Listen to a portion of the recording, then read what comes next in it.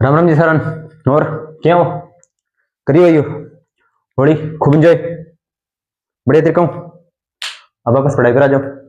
Class regular आई है, class एक भी मिस को नहीं हुई तो प्रॉपर अगर थे होली एंजॉय करना क्लास ना देखी है काल वाली तो देख लियो, ठीक है। अब आप बात करा कल आप रोग पड़ गया विषाणु जनित कंप्लीट कर लिया, ठीक है। तो आज अब बात करा कवक जनित रोग, यानी कि ये भी संक्रामक रोग है ना। तो पहले अपने कवकों की बात कर लेते हैं। कवकों का अध्ययन कहलाता है माइकोलॉजी, कवक अध्ययन माइकोलॉजी, या इसको बोलते हैं कवक विज्ञान। कवक विज्ञान भी बोलते हैं। पहली बात आपको यह ध्यान रखनी है, कवक का अध्ययन क्या कहलाता है? माइकोलॉजी। कवक की खोज किसने की थी? कवक की खोज की थी सर आर.एच. विटेकर ने। किसने? आर.एच. विटेकर ने। और आपको एक बात साथ के साथ और ध्यान में देनी है, आर.एच. विटेकर ने 5 जगत प्रणाली दी थी। 5 जगत प्रणाली। कितने जगत प्रणाली? 5 जगत प्रणाली। सर 5 जगत प्रणाली क्या थी? मोनेरा, प्रोटिस्टा, कवक, प्लांटी, एनिमेलिया। संपूर्ण जीव जगत को उसने 5 भागों में बांटा था। किसने? आर.एच. विटेकर ने, ठीक है। ये भी आपको पता है आर.एच. विटेकर ने 5 जगत प्रणाली भी दी थी। 5 जगत प्रणाली में क्या थे? मोनेरा थे, प्रोटिस्टा थे, कवक थे, प्लांटी थे और एनिमेलिया थे। ये अपनी बात कर ली थी, ठीक है। बाकी 5 जगत प्रणाली के बारे में अपने अलग से टॉपिक होता है, उसके बारे में विस्तार से चर्चा करेंगे। कवक की खोज तो आर.एच. विटेकर ने कर दी थी, लेकिन नाम दिया था माइकेली ने। किसने दिया था? माइकेली ने नाम दिया था। ये बात भी आपको ध्यान रखना है। अब कवक के कुछ एग्जांपल देख लेते हैं जिसमें लाभकारी। लाभकारी एक तो होती है मशरूम। मशरूम क्या होती है? सभी जानते हो मशरूम के बारे में अच्छी तरह से। खेतों में होते हैं, जैसे आसमानी भाषा में क्या बोलते हो? खुम्बी बोलते हो आप, ठीक है। बागड़ी भाषा में आप खुम्बी बोलते हो उसको। तो मशरूम, छत्रक भी मशरूम जैसा ही होता है, लेकिन इसकी थोड़ा सा इससे डिफरेंट होता है। जैसे मशरूम तो कुछ इस प्रकार से होता है, इस प्रकार से, ठीक है। और जो छत्रक होता है ना, वो कुछ इस प्रकार से होता है, कुछ इस प्रकार से, ठीक है। दोनों का लगभग सेम ही होता है, लेकिन थोड़ा सा आकार में फर्क होता है बस, और कुछ नहीं फर्क होता, ठीक है। फिर अगला कवक है पेनिसिलियम नोटेटम। Penicillium notatum. इस कवक से प्रथम औषधि या प्रथम एंटीबायोटिक या प्रथम प्रतिजैविक का निर्माण किया गया था। उसका नाम था पेनिसिलिन। क्या नाम था? पेनिसिलिन। जिस वैज्ञानिक ने इस पेनिसिलिन को बनाया था उसका नाम था अलेक्जेंडर फ्लेमिंग। क्या नाम था उसका? Alexander Fleming. इस बात का भी आपको ध्यान रखना है। वैसे अपने पीछे चर्चा कर ली थी इसके बारे में, ठीक है। लेकिन फिर भी अपने कवक के बारे में आगे बात करते हैं। तो पेनिसिलिन नोटेटम कवक का नाम था। इससे प्रथम औषधि या प्रथम एंटीबायोटिक या प्रथम प्रतिजैविक बनाई गई थी। उसका नाम क्या था? उसका नाम पेनिसिलिन था। और जिस वैज्ञानिक ने इसको बनाया था उसका नाम था अलेक्जेंडर फ्लेमिंग था, ठीक है। अब इसके बारे में जो कवक से रोग होते हैं वो कौन कौन से हैं? दमा, दमा या अस्थमा। दूसरा गंजापन, तीसरा दाद, चौथा एथलीट फुट और पांचवा खाज, ठीक है। आपको इसमें क्या ध्यान में रखना है? ज्यादा सिर्फ एक ये ध्यान रखना दमा, बाकी सारे भी ध्यान में रखने हैं, लेकिन अपने एक एक करके अब सभी की बात करेंगे। चलिए अब रोग की बात करते हैं। पहला रोग है आपका दमा। दमा का अन्य नाम क्या है? अस्थमा। क्या नाम है इसका? अस्थमा। इसमें जो कवक था उसका नाम था Aspergillus fumigatus. Aspergillus fumigatus, Aspergillus fumigatus, Aspergillus fumigatus, ठीक है। प्रभावित अंग क्या होता है? दमा सभी जानते हो, दमा होता है, खांसी आती है एक प्रकार से। तो प्रभावित अंग क्या होता है इसमें? फेफड़े होते हैं। क्या होते हैं? फेफड़े। फेफड़ों में क्या होता है? फेफड़ों में सूक्ष्म नलिकाएं, जिन्हें श्वास नलिकाएं या श्वास नलिकाएं बोलते हो आप, वो उसमें सिकुड़न आ जाती है, जिससे क्या होता है? सांस लेने में रोगी को क्या होती है? कठिनाई होती है, ठीक है। तो ये बात भी आपको ध्यान में रखनी है। उपचार क्या है?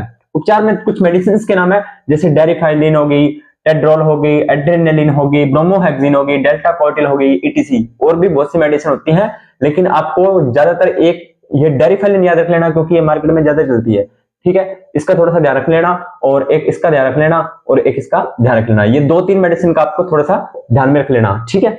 इसके बाद में अगला रोग है आपका गंजापन, जिसे क्या बोलते हो आप? बोल्डनेस भी बोलते हो, ठीक है। इसमें जो कवक होता है उससे होता है टीनिया कैपिटस।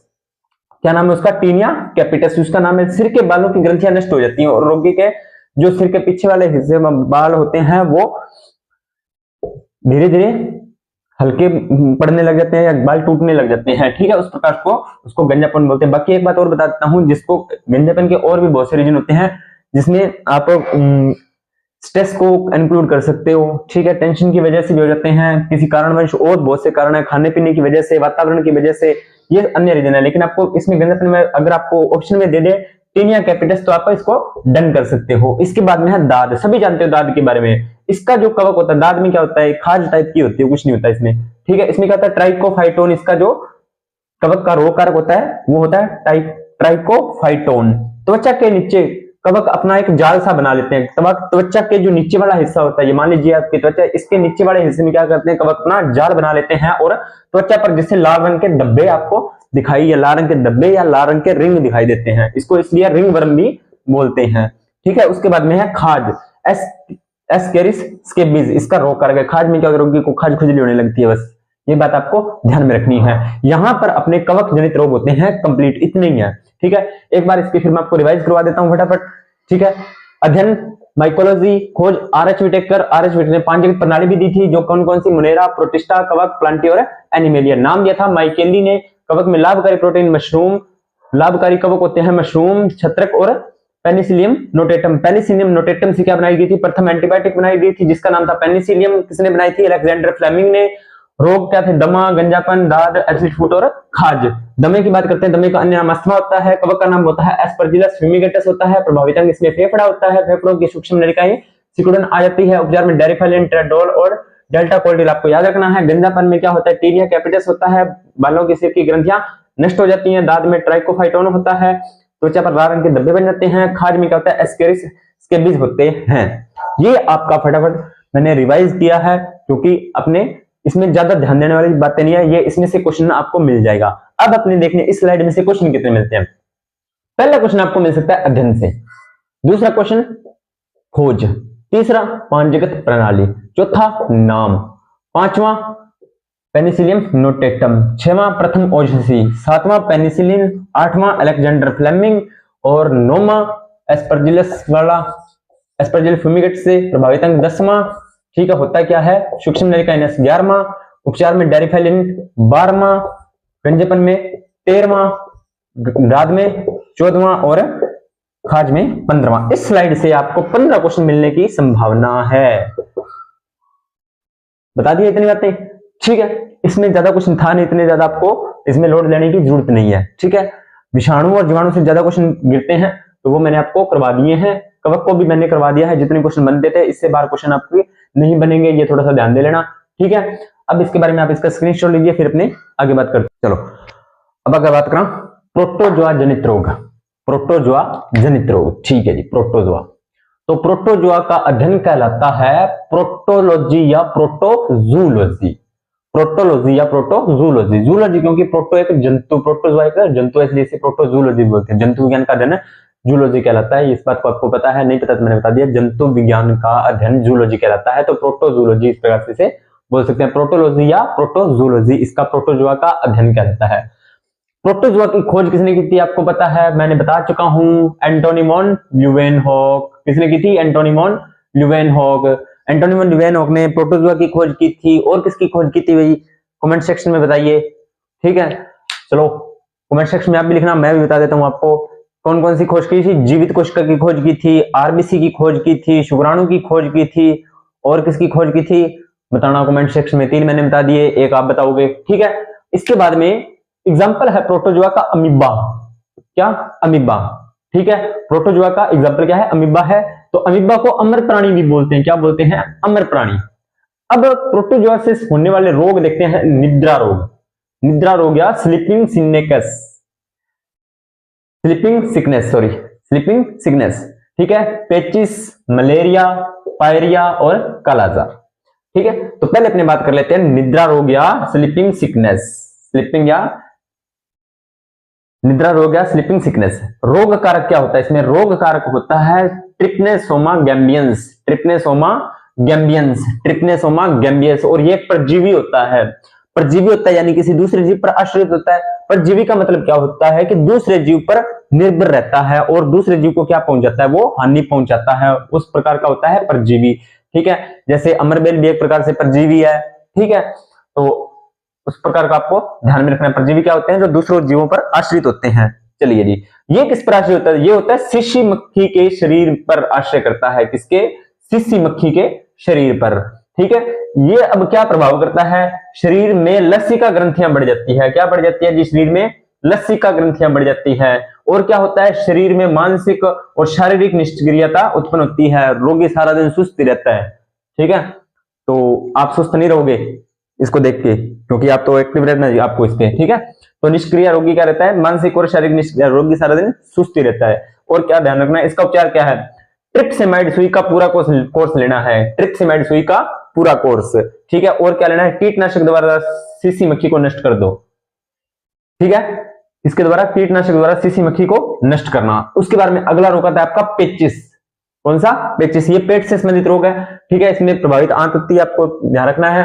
रोग कारक क्या है इसका, एंटमीबा हिस्टोलाइटिका। एंटमीबा हिस्टोलाइटिका इसका होता है रोग कारक। और ये भी परजीवी होता है। तो ये परजीवी है, तो ये कहां पाया जाता है, ये पाया जाता है बड़ी आंत के अगले भाग में। बड़ी आंत के अगले भाग में ये पाया जाता है। कौन, एंटमीबा हिस्टोलाइटिका। यानी कि आंत को प्रभावित कर रहा है। आंत को प्रभावित कर रहा है तो हमारे पाचन से संबंधित बीमारी होती है। तो इसमें क्या होता है, मल में आम व रक्त की मात्रा बढ़ जाती है। ठीक है, आम का मतलब रेशे प्रकार से समझ सके, और रक्त को आप जानते हैं। तो रोगी के मल में आम और रक्त की मात्रा क्या होती है, बढ़ जाती है। उपचार क्या रखना है आपको, एंट्रिकोनाल दवाई आती है वो रखना है, आइसोफार्म आती है, मैग्जाफार्म दवाइयों का उपयोग करना है आपको। ठीक है, एंट्रिकोनाल आपको याद रख लेना, ज्यादा इंपॉर्टेंट ये है क्योंकि ये भी मार्केट में चलती है। और क्या करना है, दूध व पानी को आपने उबाल कर पीना और हल्का भोजन करना है। सीधी सी बात है, पेट से संबंधित है, आपको ये बातें ध्यान रखनी है। अब आता है पायरिया। पायरिया रोग दांत से संबंधित होता है, मसूड़ों से संबंधित होता है। इसमें रोग कारक क्या है, इसमें रोग कारक होता है एंट अमीबा जिंजेवैलिस। एंट अमीबा जिंजेवैलिस, दांतों में झंझनाहट होती है ना, तो इस जिंजेवैलिस से, झंझनाहट याद रखो कहां होती है, मसूड़ों में, दांतों में। तो पायरिया रोग का रोग कारक क्या हो गया, एंट अमीबा जिंजेवैलिस। मसूड़ों में पस व घाव हो जाते हैं। मसूड़ों में क्या हो जाते हैं, एक तो पस, मसूड़े समझते हो जहां पे अपने दांत स्थित रहते हैं, पस और घाव हो जाते हैं, जिससे मुंह से स्मेल आने लग जाती है, दुर्गंध आने लग जाती है। यह रोग किस करने से फैलता है। ठीक है, एक बार अब देखो, जो है अपने तो पढ़ना पड़ेगा, सीधी सी बात है, एग्जाम में पूछ लिया था, क्या करें बताना पड़ेगा भाई।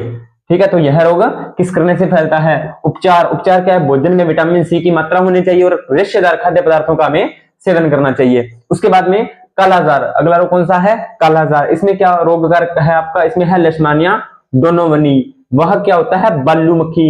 रोगी को तेज बुखार आता है, बस कुछ नहीं है इसमें। अब इसमें से अपने को क्वेश्चन देखते हैं भाई, अपने को कितने क्वेश्चन मिलते हैं। क्वेश्चन नंबर 1, अध्ययन प्रोटोलॉजी या प्रोटोजूलॉजी। क्वेश्चन नंबर 2, खोज Antony von Leeuwenhoek. Question number 3, amoeba. और क्वेश्चन नंबर 4, अमर प्राणी। क्वेश्चन नंबर 5, निद्रा रोग। इसमें से क्वेश्चन नंबर 6, निद्रा रोग का रोग कारक। क्वेश्चन नंबर 7, इसका जो यहाँ पे परजीवी रह रहा है। ठीक है, और क्वेश्चन नंबर 8, लसिका ग्रंथियों में वृद्धि। और क्वेश्चन नंबर 9, ट्रिप्सिमाइड का सुई का पूरा कोर्स। अब इसमें आते हैं रोग कारक पेचिस में। क्वेश्चन नंबर 10, क्वेश्चन नंबर 11 और question number 12, question number 13, question number 14 और question number 15, question number 16, question number 17, question number 18 और क्वेश्चन नंबर 19। इस स्लाइड से आपको लगभग 20 क्वेश्चन मिलते हैं, ये बात भी आपको ध्यान में रखना है। ठीक है, तो आप इसका स्क्रीनशॉट लीजिए। यहां पर होते हैं अपने, एक रोग रह गया है मलेरिया। ठीक है, उसको अपने अगली स्लाइड में करते हैं, तो इसका स्क्रीनशॉट ले लीजिए अपने, फिर आगे। तो स्क्रीनशॉट ले लिया उसका, आगे बात करते हैं।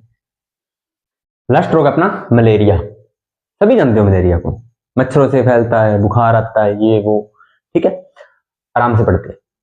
मलेरिया में रोग कारक क्या है, प्लाज्मोडियम फैल्सिफेरस, वाइवेक्स मलेरियाई। इन दोनों में से कोई सी हो सकता है। रोग वाहक कौन होगा फिर, रोग कारक तो होता है वो जिससे रोग फैलता है, जिससे रोग फैलता है। रोग वाहक होता है जो रोग कारक को आगे भेजता है, रोग कारक का वहन करता है। दोनों बातों में फर्क है। ठीक है, रोग वाहक है इसका मादा एनाफ्लीज मच्छर। मादा एनाफ्लीज मच्छर कौन सी अवस्था में, स्पोरोजोइट में अवस्था में सक्रिय है। आपको पता है कि मच्छर मादा एनाफ्लीज इसका रोग वाहक है, तो ये कौन सी अवस्था होती है, इसकी स्पोरोजोइट अवस्था होती है। लार्वा अवस्था की बात हो रही है जी यहाँ पे, लार्वा अवस्था। स्पोरोजोइट लार्वावस्था में ये सक्रिय होता है, कौन, मादा एनाफिलीज मच्छर, और उसी अवस्था में ये प्लाज्मोडियम या फेल्सीफेरस या वाइवेक्स मलेरिया का वहन करता है और दूसरे प्रभावित लोगों को प्रभावित करता है। ठीक है, मलेरिया रोग की खोज रोनाल्ड रोल्स ने की थी, रोनाल्ड रोल्स ने। प्रभावित अंग पूछ लिया था एक बार क्वेश्चन में, मस्तिष्क होता है, ध्यान दे लेना। सीधी सी बात है, जब मैं तैयारी कर रहा था, अभी भी कर रहा हूँ, ठीक है, कंपटीशन एग्जाम मैं भी फाइट कर रहा हूँ, तो आज से 2 साल पहले कोई एग्जाम था, मुझे एग्जाम तो नहीं जाना, लेकिन क्वेश्चन आया था, मुझे पता होते हुए क्वेश्चन गलत हो गया। प्रभावित अंग मस्तिष्क होता है, ये ध्यान दे लेना। ठीक है, मैंने यकृत वगैरह कर दिया था शायद, ऐसा कुछ। ठीक है, तो प्रभावित अंग क्या होता है, मस्तिष्क होता है। रोगी को तेज बुखार आता है, आरबीसी नष्ट होती है और रक्त में कमी होती है। इसके टेस्ट है जी 3 प्रकार के, एमपीटी, सीबीटी और पीसीआर।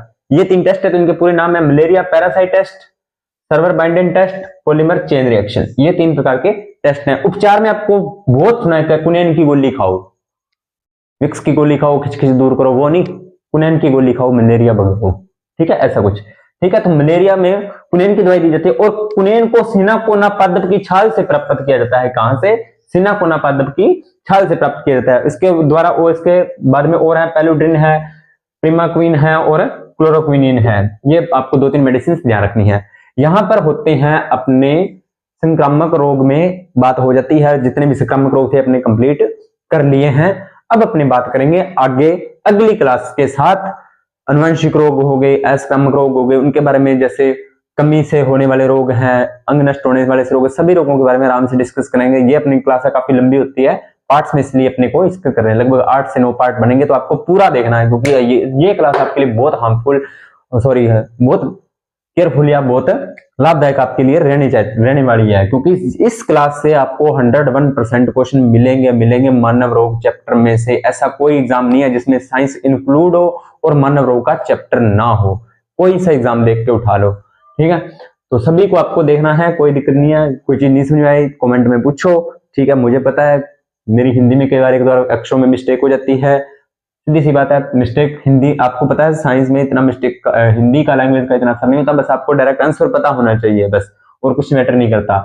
जो चीज आपको करवाई जा रही है वो बताइए, ठीक है, उस पर ध्यान दीजिए, और जो चीज आपको लग रहा है भी हाँ ये चीज सही है, तो कमेंट सेक्शन में मुझे भी बताइए, कोई दिक्कत नहीं है। ठीक है, तो ज्यादा घबराना नहीं है, आराम से अपनी तैयारी कीजिए। ऑल द बेस्ट, मिलते हैं अगली क्लास के साथ, तब तक अपनी तैयारी करते रहिए, लोगों के साथ वीडियो को शेयर करें, लाइक करें, कमेंट करें, सब्सक्राइब करवाएं, स्टेटस लगाएं, इंस्टा पे आगे, इंस्टा पे, फेसबुक पे, टेलीग्राम, जहां पे आप एक्टिव रहते हो, सभी जगह इस क्लासों को शेयर किया करो। ठीक है, आपका एक शेयर ये मेरे लिए बहुत कुछ कर सकता है। ठीक है, तो इसको कीजिए, आगे आपके लिए और कुछ भी सरप्राइज हो सकता है, जिसमें आपको लिखना भी ना पड़े, और भी बहुत सरप्राइज आप इसको करवाइए। आज सब्सक्राइब कीजिए, मैं सरप्राइज देता हूँ। चलिए मिलते हैं अगली क्लास में, धन्यवाद।